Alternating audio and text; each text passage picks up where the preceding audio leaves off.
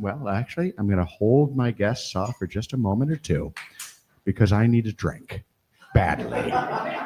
So we're going to start with our special guest coctologist, Anya Kroll. Anya, woo! Anya is going to be making a cocktail that has been called Fresh off the boat. Now, it should be noted, Fresh Off the Boat is called that for two reasons. First, the celebration, gravity, don't trust it. The celebration that we are honoring is the 200th anniversary of the first ship full of Norwegian immigrants to go from Norway to the United States, marking the beginning of the Norwegian emigration wave to the United States. And in honor of that, we have called it Fresh Off the Boat. The other reason we called it Fresh Off the Boat is We just spent the day on Lake Minnetonka, and by the way, our vodka is Tonka vodka.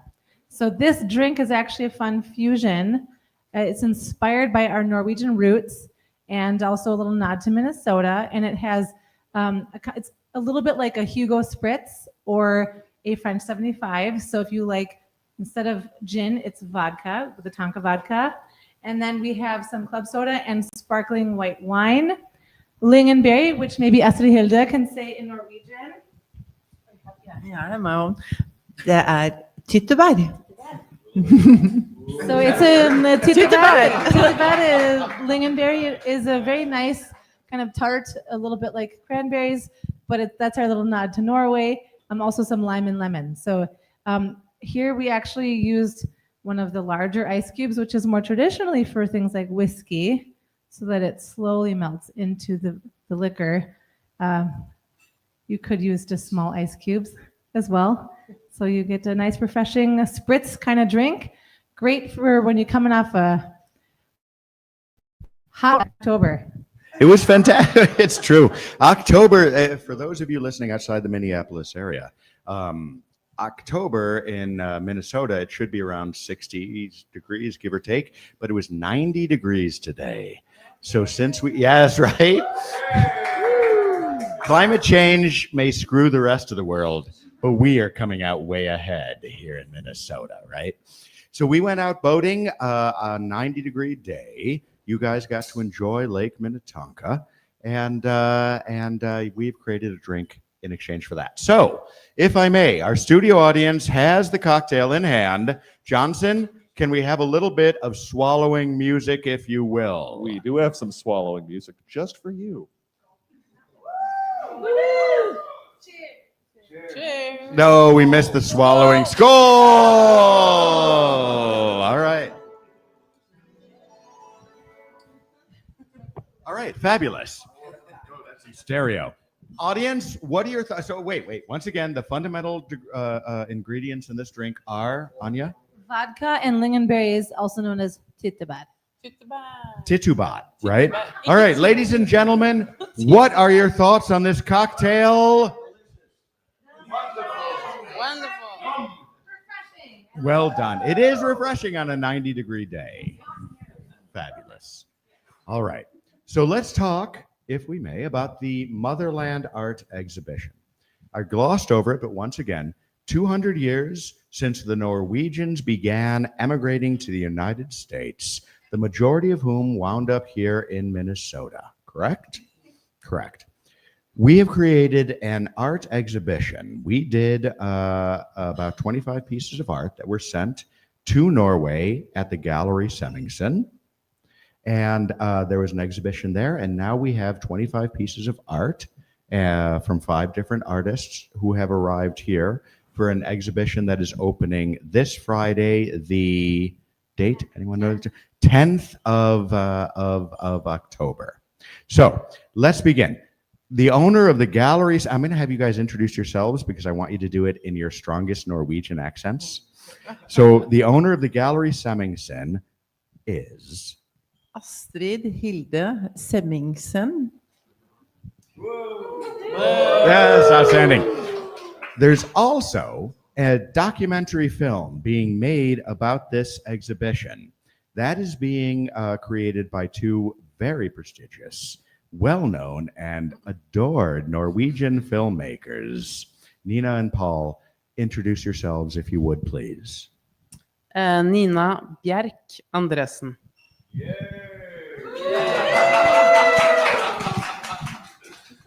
And I'm the cinematographer for the documentary. My name is Paul Bugge Hågenrud.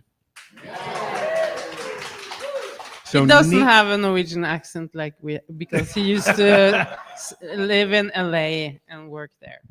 And we want you to repeat our names. there will be a test. There will be a test. Unquestionably. So, okay, we'll start with the following. Astrid Hilde, you and I met about 5-6 months ago, I think, on when I came to Norway. And you were 8 months ago? The time has no value to me.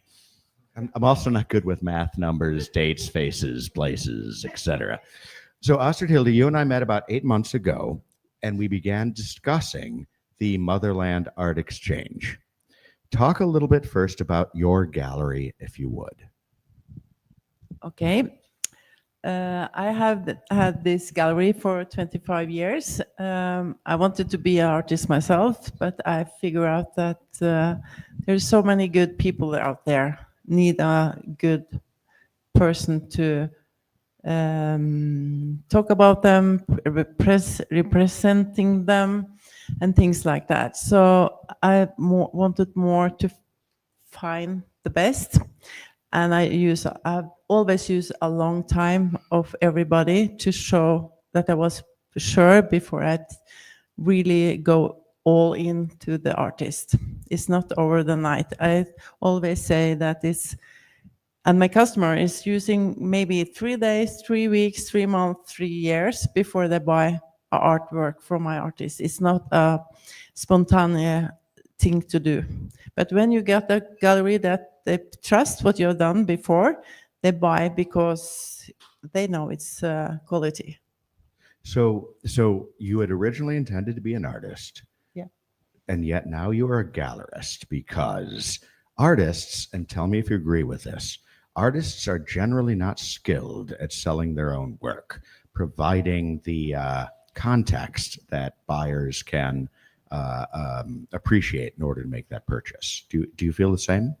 Yes, and I think it's very, very difficult for the artist standing there, maybe try to sell themselves. They shouldn't, but they have to explain, of course, or show themselves what they are try to doing, but not selling themselves. That's very very personal, it's difficult. It's what do you say about that? It's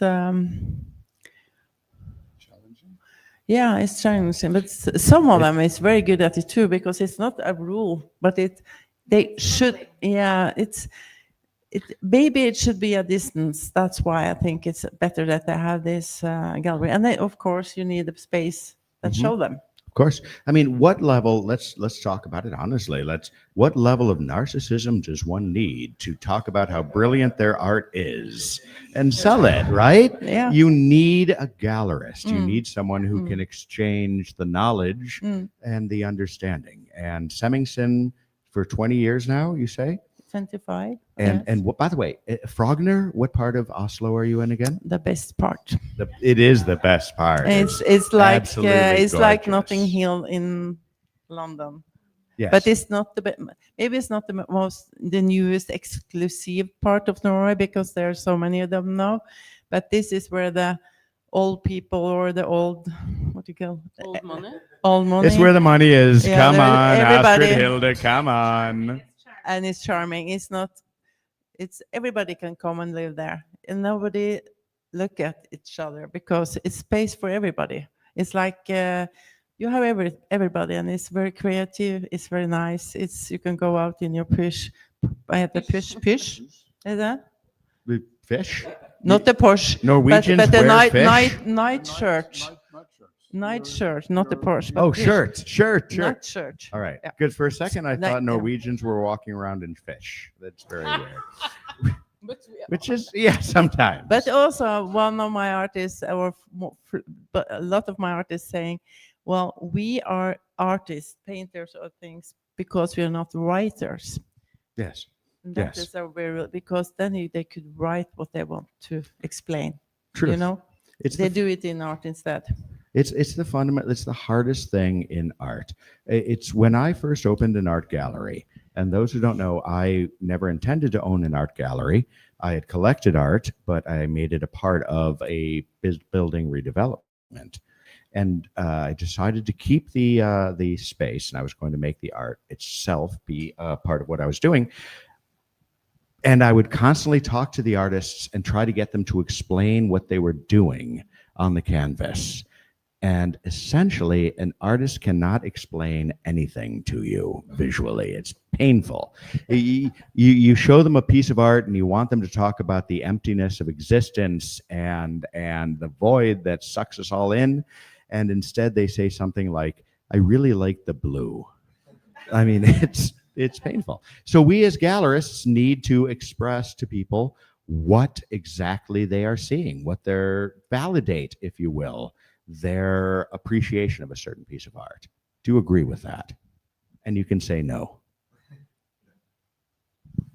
It's so many levels when people come into a gallery, because you can see on their body and you see on their eyes what they'd like in a gallery, if it's a collection exhibition.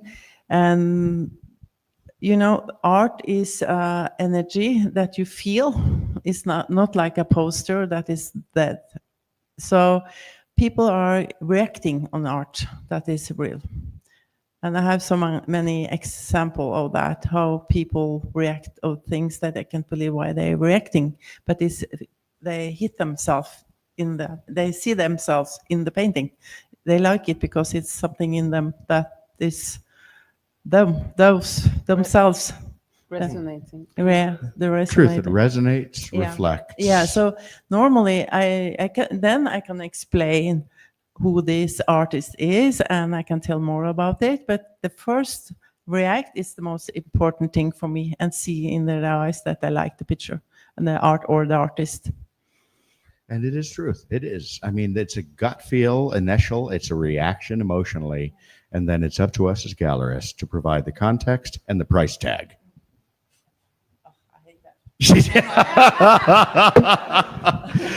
So, yeah, say you hate that in the microphone.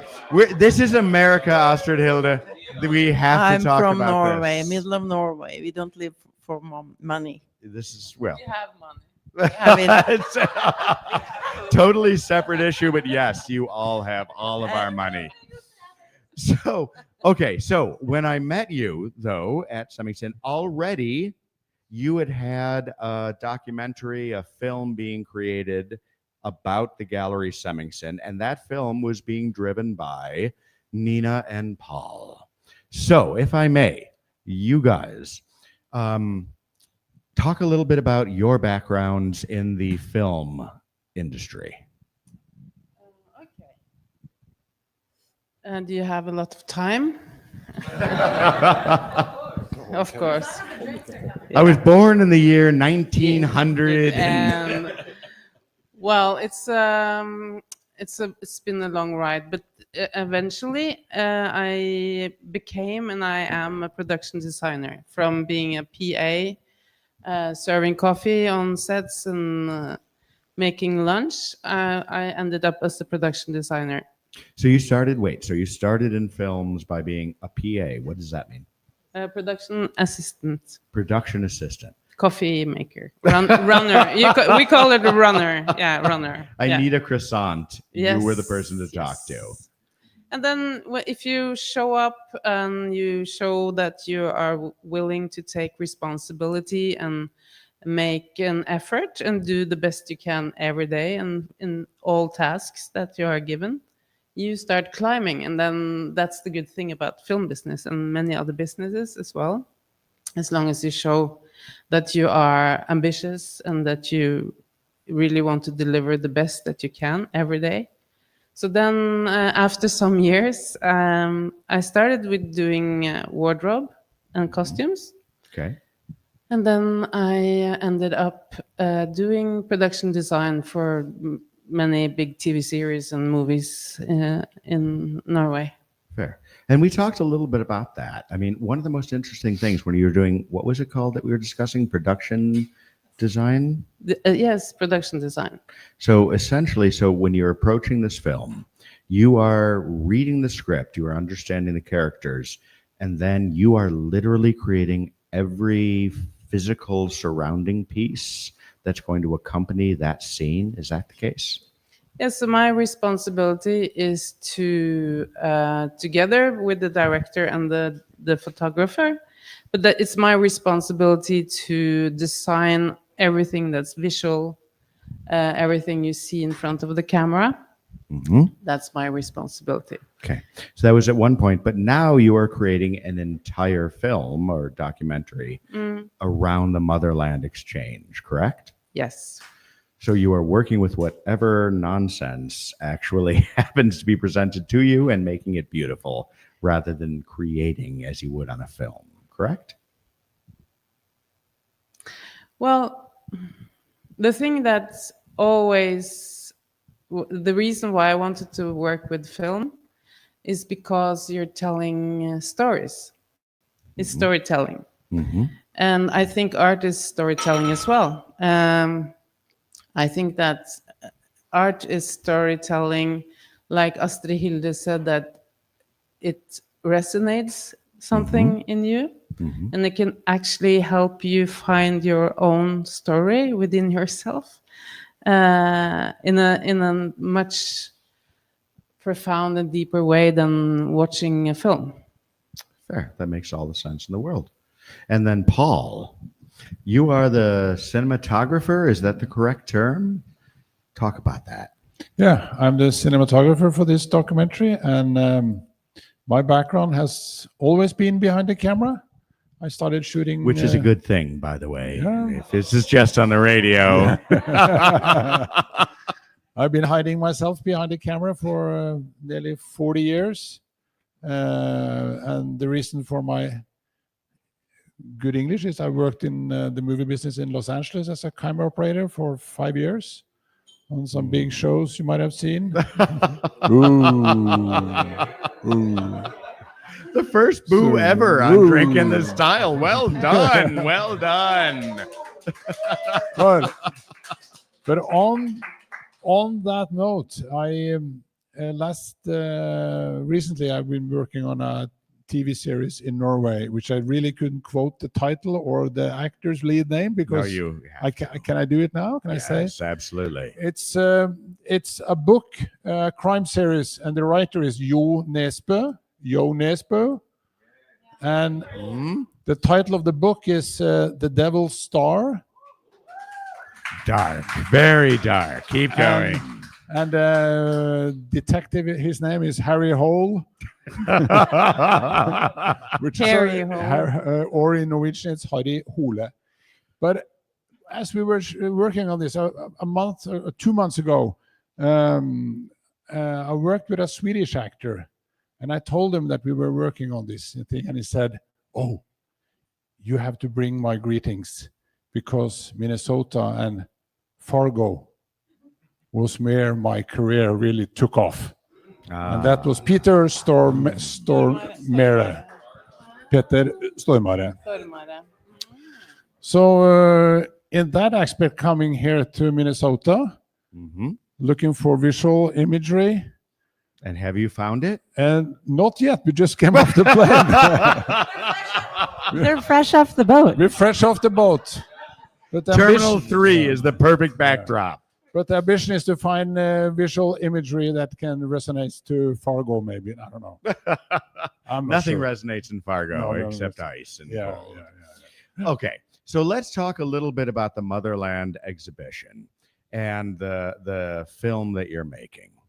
So, what is the crux of the story that you are trying to tell?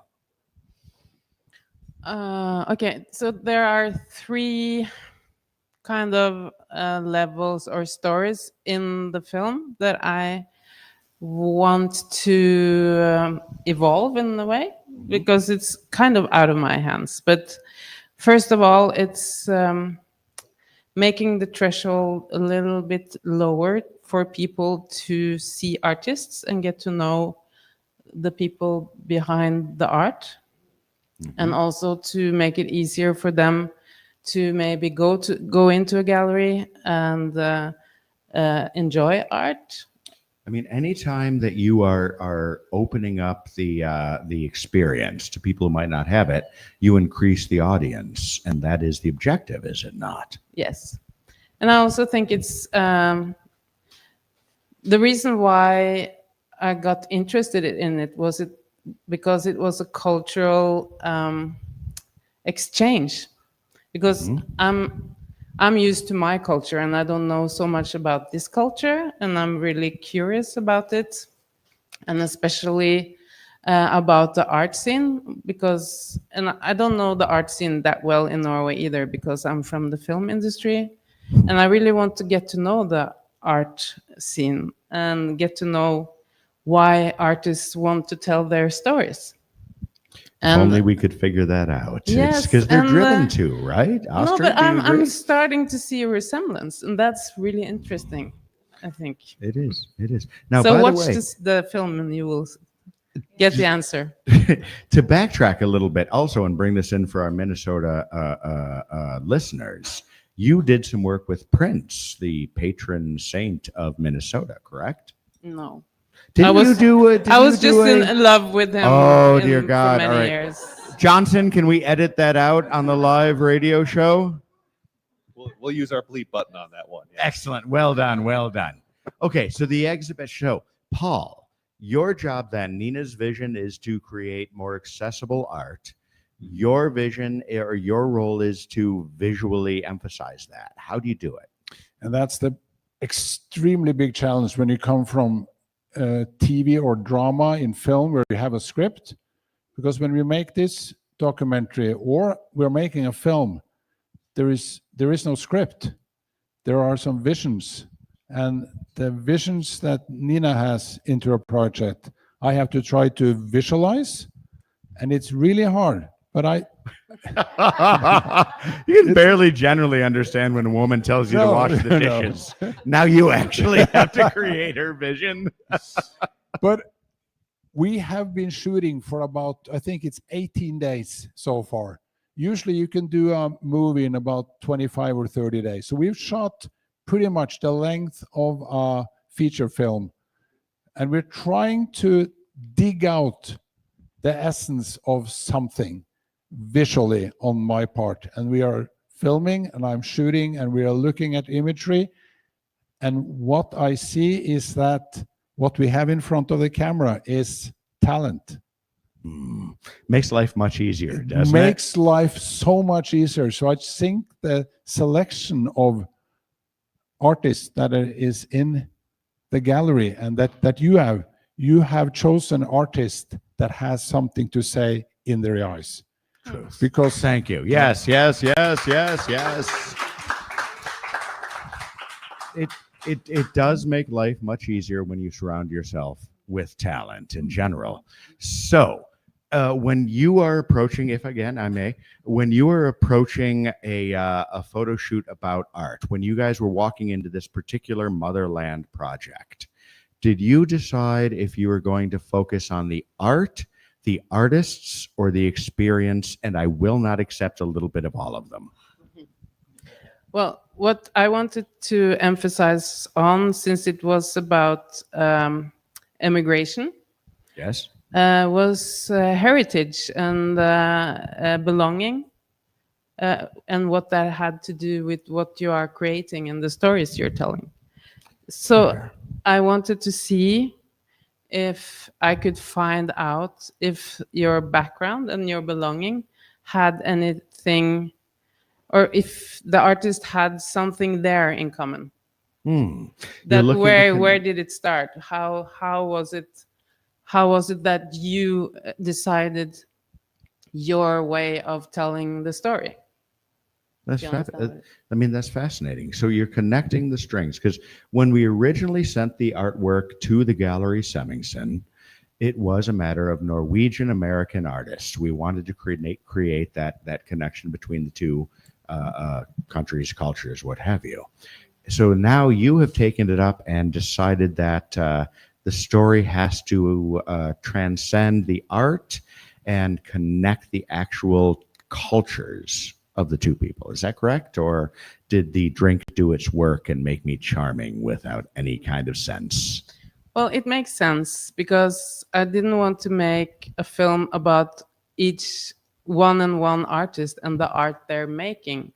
I want to make a film about their connection and the resemblance in why they want and why they have to tell their stories in the way they do. And that's what I want to get to the bottom of. I don't want to know about their techniques or how long they work on what one and each item. I want to get to know them, and I want everybody to get to know them, and why they are so good at communicating to us. Yes, communicating visually. I mean, that's the whole point, right? And you as a filmmaker probably share the same passion, which is to say, express meaning visually and without words. Am I right on that? You're very right. Fabulous. Thank you so much. I do like to be right. That's why I throw these up. And Paul, you're making this visually stunning. Tell me what is the greatest challenge you might find when you're trying to do something like this? Well, I keep thinking about Peter Stormare because when you work with him, he has great talent and he's got something in his eyes and he's there for the camera. And again, you're talking about from Fargo, the movie Fargo. The correct? movie Yes. Fargo, if you remember Peter Stormare. And every time when we Nina and I work in drama or feature films, you approach the actor. You are going to become friend with the actor.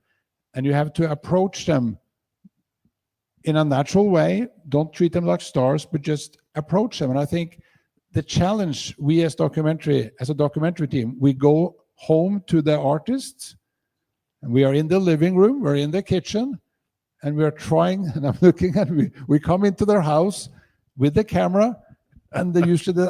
I got arrested for that last Yeah. Thursday, by the way. Yeah. And it's the approach to try to get inside the soul of each artist, and that's a little bit the same approach as you do on a movie set. You have to make the lead actor or the actor feel safe and comfortable in front of the camera, and forget that the camera is there. And that is, I think, how I've been able to survive for so many years. Is I think I'm able to make people forget the camera, and I talk and we just chat, and that creates a relaxation, and it brings out the talent in the artist. Fair. That Yeah. makes all the sense in the world. It really, really does, because it's the nature. You're delving into the nature of a person, trying to understand who they are with like 30 to 60 seconds, right? Yeah, you have very little time, and when you meet someone, it's the first handshake and the first look into the eyes. And you're going to spend a day or 2 or 3 days with that person, and it has to be a good setting. And I think that's the approach that Nina and I have into this. Which makes sense. So, the Motherland. By the way, is the film going to be named Motherland Crossings? Gregory Rich's Art Extravaganza. If you haven't thought about it, I'll let you use that. By the way, what are your Thank you. thoughts? What are you going to call it? I think the title executive producer is available. I'll take that. I'll take that. Or waiter number 2. How do you? Of course, it requires funding. Thank you. Thank you very much. Dude, yeah. Anya explains everything to me over time. All right. He said yes to being an executive producer. Right? I bought the You didn't drinks ask at me. Fletcher's. Isn't that enough? All right. Fair enough. We should no, we're not going to take a break quite yet. I know we're going through it. I need our next session, a segment is going to be the artists who are participating in the Motherland exhibition here in Edina on Friday. But before we go to break, I want to ask one fundamental question, if I may. That is, how is the Gallery Semmingsen and the film production being brought together with 9 Mile Gallery, and how is this all going to be encapsulated? And also, where will we be able to see it? You're asking me? Yeah, I generally stare at you. Oh, okay. How is it gonna be assembled? Well, my idea is that I want to make one longer production that connects all the artists and also you gallerists, because I feel that being a gallerist is also a way of art and expression that I value a lot, and I feel that you're also one of the artists and very important for this. You're kidding, right? Thank you. All right. Fabulous. All right. We need to take a quick break. When we come back, we're going to be talking with the artists who will be displaying their work on Friday here at 9 Mile Gallery. And we're going to ask some very uncomfortable questions based on how much I'm drinking in the break. Johnson, carry us away. Thank you.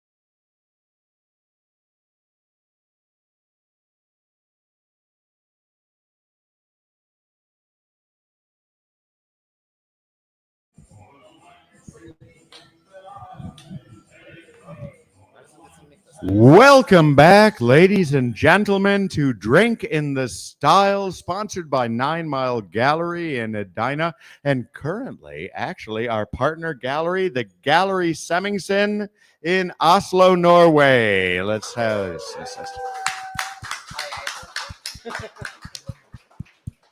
Okay, so as we have discussed, Friday, the 10th of October, exhibition opening at 9 Mile Gallery in Edina. 25 or so pieces, sculpture, art, painting. I believe there's some kind of string art that may have been made. We'll deal with that later. Thank you very much. So this segment, we are going to be talking with the artists, the actual creators of the work that has been being discussed and shown. We'll start with Krister. Krister! Whoa!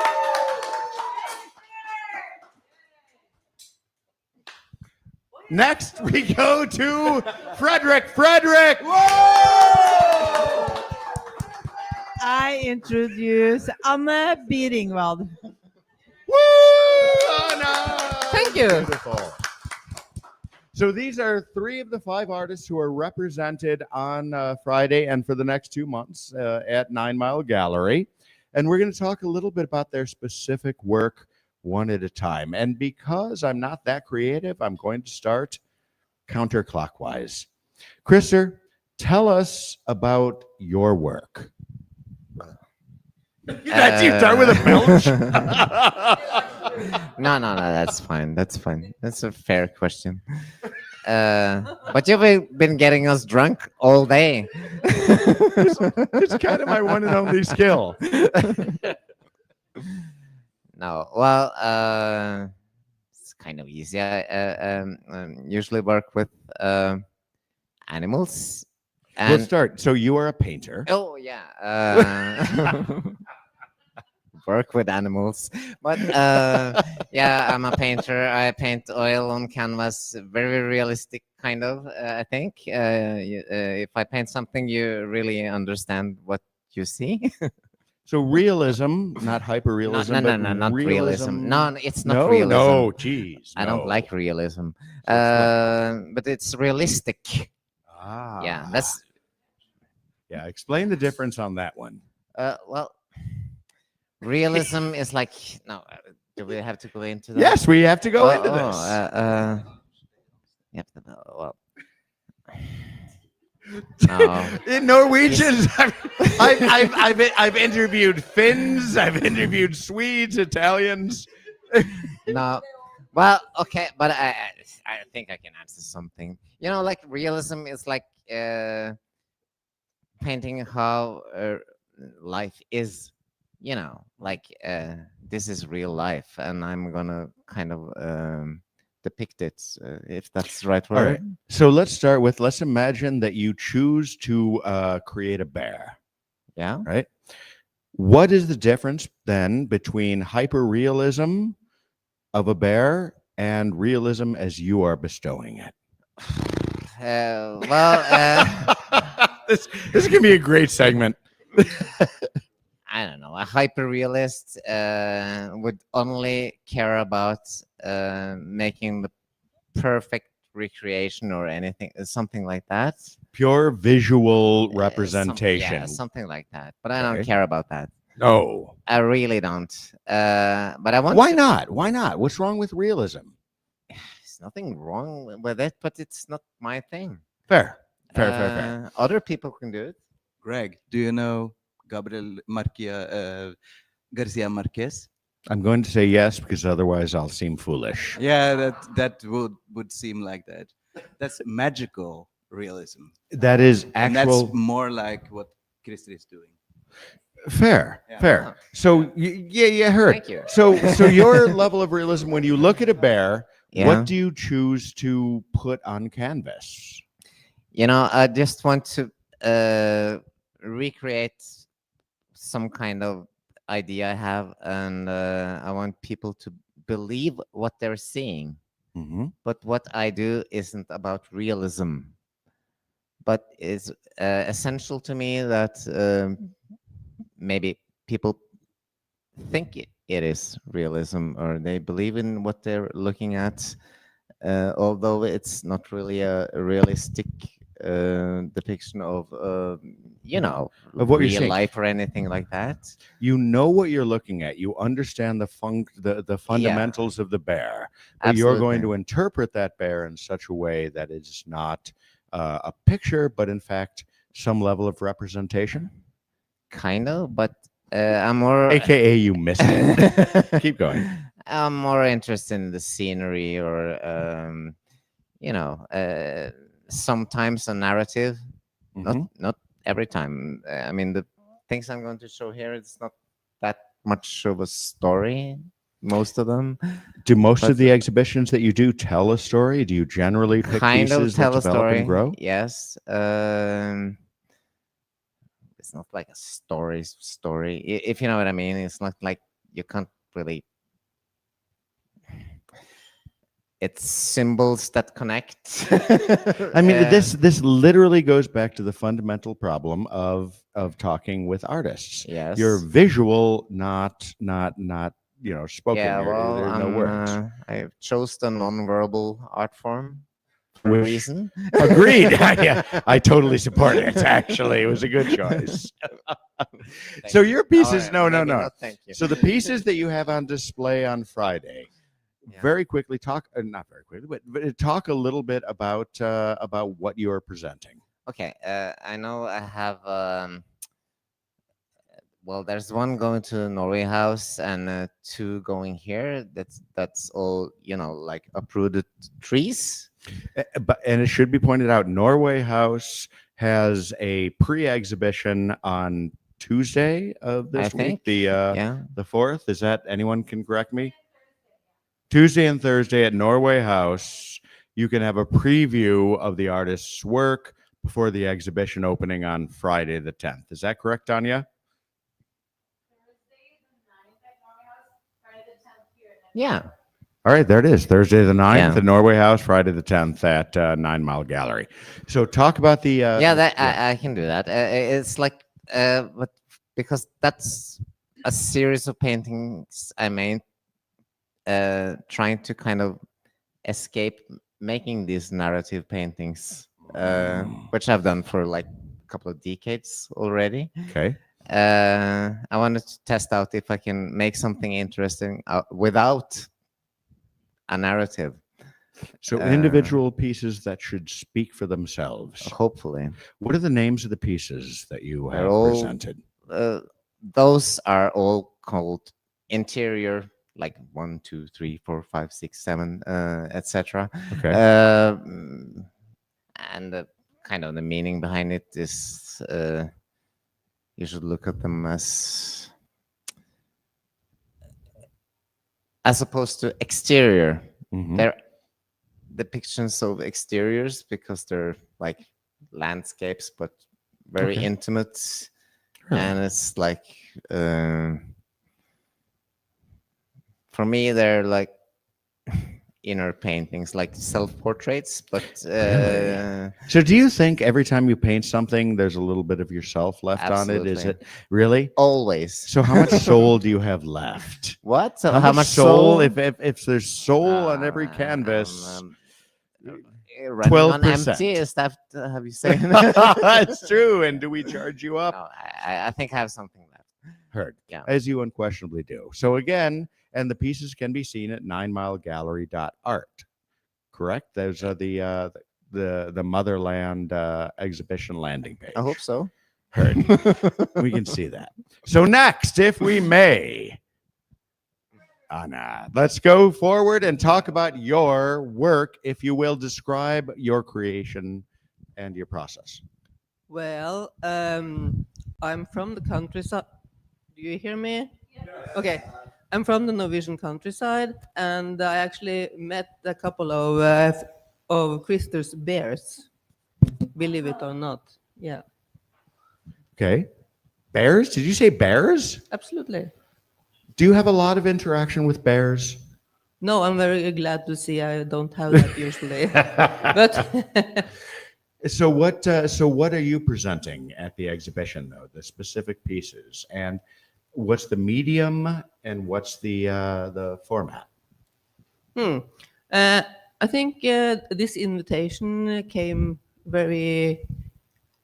It was very convenient for me to be a part of this because I already was working with some of my family history, and I'm from the start a painter. And during the years, I've been also working with textiles, installations, mixed medias, Okay. very very different kind of things. But I'm always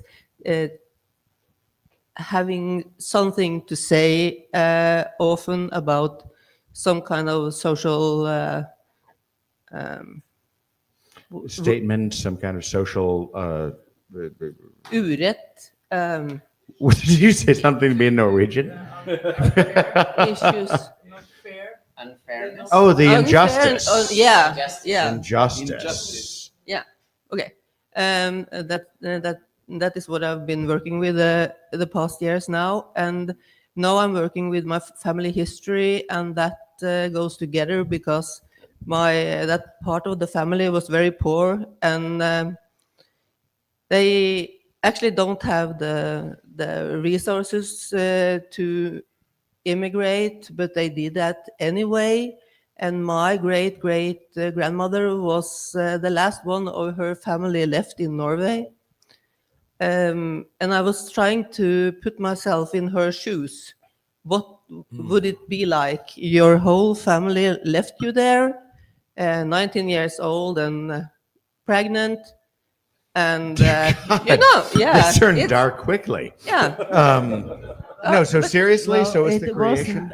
wasn't Anne. She just pretend it was her. Oh, my mistake. Forgive me. This is drinking the style, and I've been drinking since like. Yes, I will remember 2006. that, drinking with style.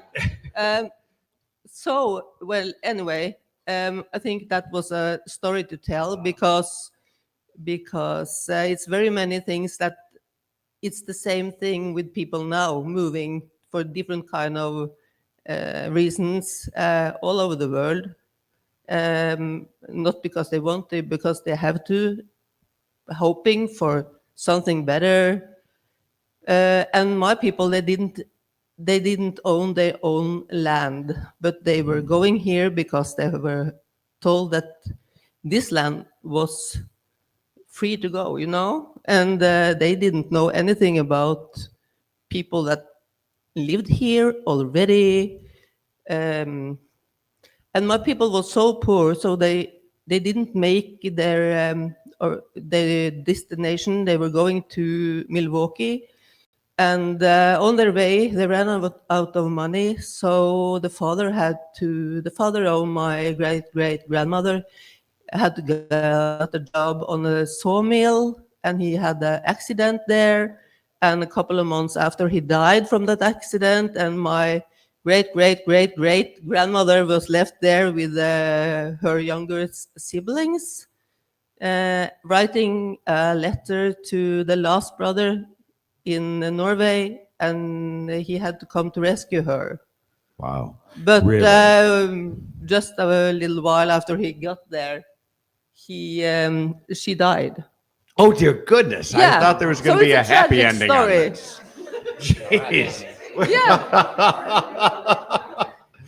Fair. Yeah. So the experience it deeply touches the experience that your family had on this exchange. Johnson, this is going great. Can you play some Benny Hill humor music or whatever?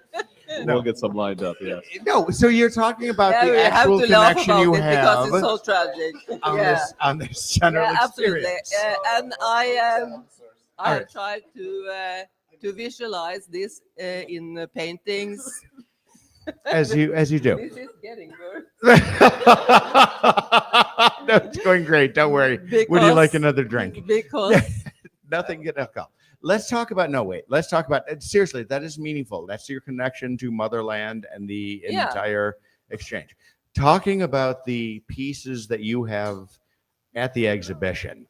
Pick your favorite piece, if you would, and tell me its name, its medium, and what is behind its story. Yeah. Some of the paintings, four of the paintings are called The Abandoned, and it's items that they left behind, old wooden things, because I think I couldn't make pictures or portraits of these people. I wanted to use some kind of things that represented them, and it was this kind of items was necessaries, but they were ruined in some way, and they are not decorated, and no rosemaling, if you know that. None of that. Very simple. And so that is the paintings. And I also have made some textile pieces here made of old clothes, like the Norwegian sweaters or the kind of things you will Okay. yeah, knitted The knitted wool pieces. kind Yes. of jackets and sweaters, and I attached them together, so now they looks like a kind of very surprising animal or You're creating a collection of incongruous textiles and textures that Yeah. are being brought together to represent something conceptual. No, not even close. You're putting together Legos? No. Tell me. absolutely not. Excuse me, Greg. Yes, I please, can Astrid Hilde, help me. support you, because Anna has been one of the best painter in my gallery. But at one point she stopped because she got poison from that painting, because it's very hard to The- paint with the oil. Or No, not the paint, the liquid, you know. The liquid, What, yeah. yeah. There's a toxic substance? You were painting with a toxic substance? Yeah, the one that you Really? Is acrylic wash and oil your always pen- toxic? wash your brushes with. Oil is really? No, the liquid where you clean your. it's not brush. it's not Oh, good. the acetone. Yeah. It's Yes, not yes, good yes, for your yes. brain. Forgive me. Okay, sorry, but I want Oh yeah, happy little trees. Okay.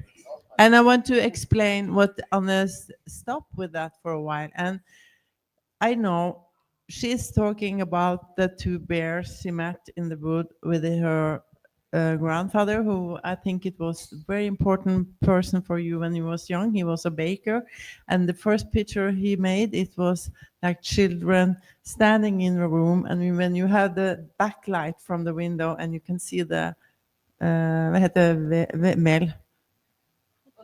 The flour you're baking with, and the flour, and the light, and the children, and the baker, and you could see some bakery there. It was so wonderful picture she did. And then she gets not very sick, but you wanted to stop with it. Then your grandfather died, and you wanted to, and you had to take care of the house, and she found a lot of nice broderie. Yeah. Embroidery. And a lot of Embroidery. them wasn't finished. And she make a new big exhibition in a big hall. I had this gallery, another place that wasn't in Oslo. And the museum came and bought them, because it was so much feeling in that, because she made she had this collage with the broderie who wasn't finished, with the needle in it, and it Oh, was really? so great. Like literally mid creation, it was Yeah. left. Yes, and that was her history telling, and that is so nice, because I think he brought her grandfather to a new history. He's in the museum because he didn't finish the broderie. I think that is a brilliant idea. It is fabulous. Yes, agreed. But the nicest thing to work with this kind of materials, like the handmade textile embroideries and stuff, it's like the one that actually made those things, they are also going to museums. They are also going to art exhibitions, and these are often people that wouldn't, relate to art perhaps at all. So I think I had some very nice conversations or dialogue with these people that has very many things to tell me about these kind of materials that they made. And the funny thing is that I don't embroidery myself. I don't even knit, so because I'm So- not that patient. So the work that you've created is on display in museums. It's been collected by museums for the creation part. And now what you have also offered to the private market is here in the United States, Yeah. which you must be excited about. Yeah, and I brought my relatives' old clothes. That's okay. Fair. Then They also All came right. here. So our third and final artist. Oh, this is going to be problematic on many, many levels. I know that's going to be I a problem know, for I know, I Greg. know. Frederick is our sculptor. He's a man who is deeply intrigued by stones. He's a man who has worked in hard medium. Frederick, introduce yourself and talk about the work that you have created. No, first, Christy here, Anne here, and Moira, you have to stand up because Moira, you Moira, belong to this. fabulous artist. Yeah. Are artists I met on this journey, and I've been living abroad from Norway Yes. more than half of my life. Okay. And But I you're a swore- Norwegian. Yeah, I'm Yes, Norwegian. Yes. Yeah. And I moved back, and I live in Norway with my cat, and I swore I would never travel again Really? until Greg came along. Greg made me do it. that's- Yeah. You know, and these wonderful people, and Anne here next to me is like, I cannot believe what she brings to the table. It is true. This is an amazing collection of Christer, artists. yeah, and I wish Christer we- is Yes. And then I met Christer. I don't even have to talk about you, man, because he's like David Lynch of painting. You have to Truth. look at his paintings. Truth. Yeah. And again, sorry, I gotta But keep plugging Moira- it. NineMileGallery.art. You can see everyone's Yeah, work. yeah, It's yeah. freaking amazing. Wonderful. Yeah. Moira is someone who has taken Norway by storm after showing like it is how true. many It's true. works? It's true. 5 works. 3 pieces. Yeah. 5. All 5. Yeah. Oh, that's fabulous. So this project is already worth my traveling away from my cat, you know. And I'm longing back. But you want to talk But about I do love me, it. I but do. I'm not gonna I let would you. love to. So. All right. So you are a sculptor. You work with stone. What?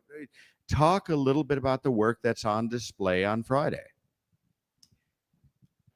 I know. It's hard to be specific. Do what you can. Yeah, the thing is that it's kind of difficult traveling to America these days, and I Just so don't. so Just don't. my yeah no but It's true, but my- just it hurts us all enough. yeah no but I was working on a big sculpture, and it was difficult to get it here. Mhm. So what I'm going to show is tiny sculptures. Isn't that nice? Which was wise. Tiny sculptures It is. Fredrik, in stone. I think you have to say there was krympevask. Yeah. So I washed them because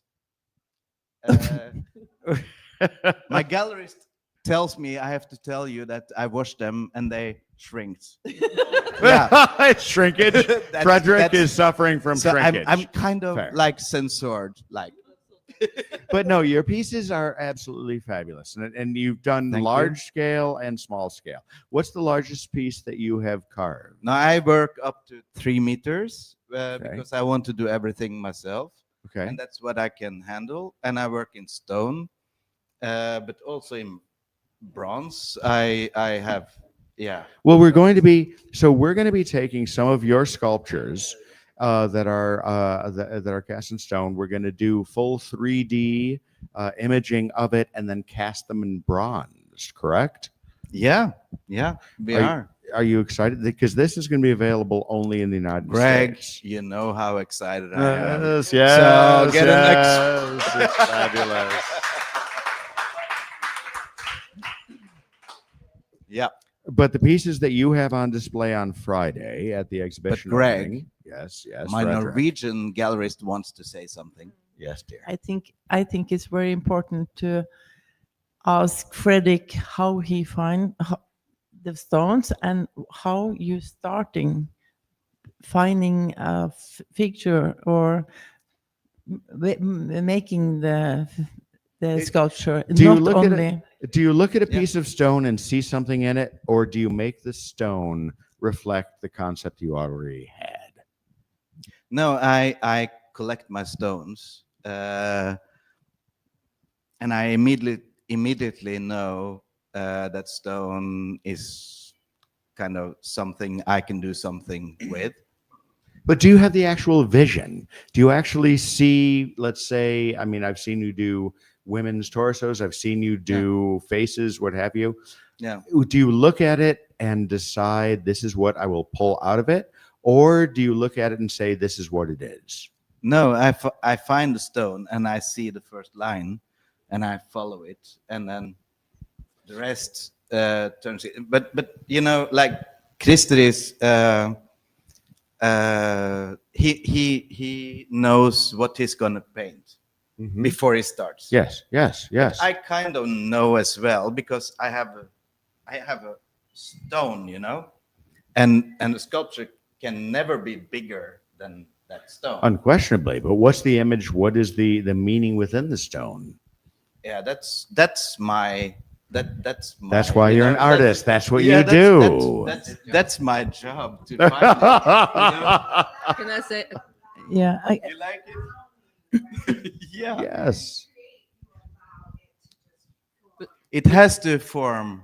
Yeah, it's a journey, and the moment I see it is my heroine. You know. That's exactly it. Can I Yeah. say something? Because Yeah. I would have thought that working with a method that was so intuitive and being intuitive in stone, it seems like almost an impossible task.